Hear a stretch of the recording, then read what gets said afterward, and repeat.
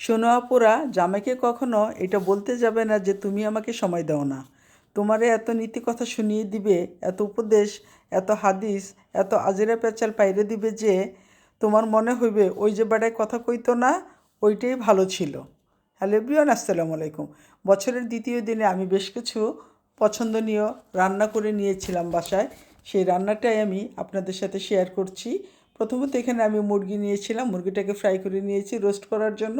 তারপর এখানে আমি নিয়েছি রুই মাছ, রুই মাছটাকে আমি ফ্রাই করব মচমচা করে। সেই সাথে রেখেছিলাম চিংড়ি মাছের দু পেঁয়াজু, এবং চিংড়ি মাছের দু পেঁয়াজুটা করে রেখেছিলাম ডিমের কোরমা। ডিমের কোরমাটা খেতে এত এত এত টেস্ট ছিল, এত সুস্বাদু হয়েছে, কি বলবো, ভাষা নেই। এটা নাকি সিগনেচার আইটেম ছিল, বাসার সবাই খেয়ে বলেছে। তারপর এখানে রেখেছিলাম গরুর মাংস ভুনা, সাদা ভুনা। এই সাদা ভুনাটা তো সবার ফেমাস খাবার। সেই সাথে রেখেছিলাম গরুর জালি কাবাব।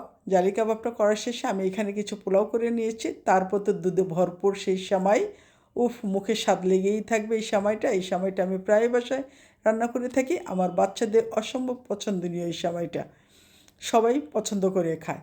সবশেষে বাচ্চাদের পছন্দ অনুযায়ী কিছু ফ্রুটস রেখেছিলাম। আর এটাই ছিল বছরের দ্বিতীয় দিনের আয়োজন। তো যে যেখান থেকেই দেখছো একটা লাইক দিয়ে সাথেই থেকো। আল্লাহ হাফেজ।